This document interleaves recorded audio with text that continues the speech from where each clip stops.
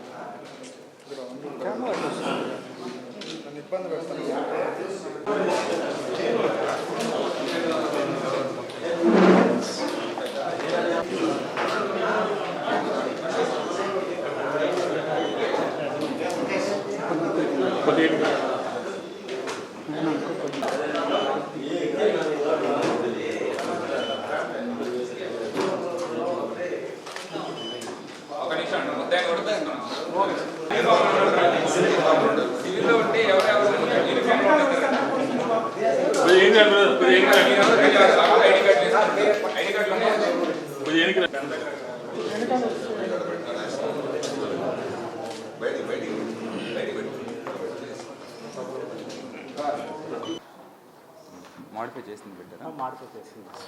Next చిన్న చిన్న mistakes అంటే ఆవిడ పేరు మనం చెప్పట్లేదు కదా? పేరు చెప్పట్లేదు. అందరికీ నమస్కారం. ఈరోజు తిరుపతి జిల్లా పోలీసుల నుండి ఒక పెద్ద సైబర్ ఫ్రాడ్ కేసుని మేము క్రాక్ చేసి దానిలో ఒక నిందితుడిని కూడా అరెస్ట్ చేశాము. వివరాల్లోకి వెళ్తే డిసెంబర్ నెలలో తిరుపతి జిల్లాలో ఒక మహిళకి ఒక వాట్సాప్ వీడియో కాల్ వచ్చింది. ఈ వీడియో కాల్ సారాంశం ఏంటంటే, అవతల వ్యక్తి సిబిఐ అధికారిని అని చెప్పి మీ పేరు మీద ఒక పెద్ద మనీ లాండరింగ్ కేసు జరిగింది, సుమారుగా 200 కోట్ల ట్రాన్సాక్షన్ జరిగింది, ఈ కేసులో మీరు ఒక ప్రధాన ముద్దాయిగా ఉన్నారు, మిమ్మల్ని మేము అరెస్ట్ చేస్తాము అని చెప్పి బెదిరించి ఆవిడ దగ్గరుండే అకౌంట్స్ అన్నిటి ఇన్ఫర్మేషన్ తీసుకొని మీ దగ్గర ఉన్న అకౌంట్లో ఉండే డబ్బులన్నీ కూడా మాకు వేసినట్లయితే అది మనీ లాండరింగ్కి సంబంధించిందో లేదో నిర్ధారించి, ఒకవేళ మనీ లాండరింగ్కి సంబంధించిన మనీ కాదు అని తెలిస్తే దాన్ని మీకు తిరిగి పంపిస్తాము, రియంబర్స్ చేస్తాము అని చెప్పారు. దాని తర్వాత వాళ్ళు చెప్పిన మాటలు నమ్మి, అదే కాకుండా వాళ్ళు బెదిరించిన దాంతో ఆవిడ భయపడి వాళ్ళకి తన దగ్గర ఉండే అకౌంట్స్ అన్నింటిలోనూ ఉన్న సుమారుగా 2.5 కోట్ల డబ్బు వాళ్ళకి ట్రాన్స్ఫర్ చేసింది.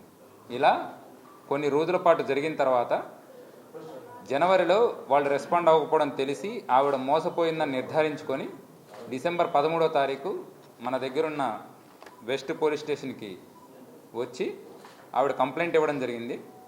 కంప్లైంట్ రిజిస్టర్ చేసిన తర్వాత దీన్ని మేము ప్రతిష్టాత్మకంగా తీసుకొని ఎవరెవరు ఇన్వాల్వ్ అయ్యారో మనం ఫస్ట్ ఎవరైనా సరే సైబర్ ఫ్రాడ్లో మన దగ్గరకు వచ్చినట్లయితే 1930కి కాల్ చేసి డీటెయిల్స్ అన్నీ వాళ్ళకి ఫర్నిష్ చేసి దానిలో ఎవరెవరికి ట్రాన్సాక్షన్ అయిందో ఆ ట్రాన్సాక్షన్స్ ఫ్లో చార్ట్ మొత్తం తీసుకొని ఎన్ని ఖాతాలకి ఆ అమౌంట్ వెళ్ళిందో కూడా మేము నిర్ధారించి ఎక్కడెక్కడ ఆ అమౌంట్ విత్డ్రా చేశారో కూడా తెలుసుకుంటే ఇందులో సుమారుగా 13 అకౌంట్స్ వరకు ఇన్వాల్వ్ అయి ఉన్నాయి. అందులో ఒకటి రాజమండ్రిలోను, మరొక 7 నుంచి 8 వరకు కూడా వైజాగ్ పెందుర్తి పోలీస్ స్టేషన్ లిమిట్స్లో విత్డ్రా చేయడం జరిగిందని తెలిసి మా టీమ్స్ని అక్కడికి పంపించేసి అక్కడ ఎవరైతే ట్రాన్సాక్షన్ చేసుకున్నారో వాళ్ళ డీటెయిల్స్ కూడా తీసుకొని అందులో ఒక నిందితుడిని మేము పట్టుకోవడం జరిగింది. అతను ఎవరైతే మనం పట్టుకున్నామో అతని పేరు అరుణ్ కుమార్. సో ఇతని పేరు మీద ఏదైతే సరే వీడియో కాల్ వచ్చిందో, నెక్స్ట్ ట్రాన్సాక్షన్ జరిగినాయో అందులో వాడిన సిమ్ కార్డ్స్ కానీ ఇంటర్నెట్ కానీ కంప్లీట్గా అతని పేరు మీద ఉన్నాయి. బట్ ఇతని బ్రదర్ ఎవరైతే ఉన్నారో అతను థాయిలాండ్ నుంచి ఇక్కడికి వచ్చి ఈ అఫెన్స్ చేసి ఈ అఫెన్స్ జరిగిన తర్వాత మనీ కూడా కొంత విత్డ్రా చేసేసి అతను వెళ్ళిపోవడం జరిగింది. సో ఇతన్ని విచారించిన తర్వాత తన పేరు చెప్పడం జరిగింది. కానీ ఇతని పాత్ర కూడా ఉంది. ఇతని దగ్గర సుమారుగా 24 లక్షల క్యాష్, ఒక XUV 700 వెహికల్, 2 సెల్ ఫోన్లు, 2 ల్యాప్టాప్లు మరియు ఈ అఫెన్స్ చేయడానికి వాడిన మరికొన్ని పరికరాలు కూడా మనము సీజ్ చేయడం జరిగింది. అలానే ఎవరెవరి అకౌంట్స్కి వీళ్ళు పంపించి విత్డ్రా చేసుకున్నారో వాళ్ళందరి పేర్లు కూడా నిర్ధారించాము. తొందరలో కూడా వాళ్ళందరినీ పట్టుకుంటాము. దీని పరంగా అందరికీ చెప్పేది ఏంటంటే, తిరుపతి జిల్లా వాసులు ఎవరైనా సరే ఇటువంటి ఫోన్ కాల్స్ వస్తే దీన్ని డిజిటల్ అరెస్ట్ మోసం అంటారు. ఇలాంటి డిజిటల్ అరెస్టులు పోలీసులు కానీ CBI కానీ CID కానీ ఎవరు చేయరు.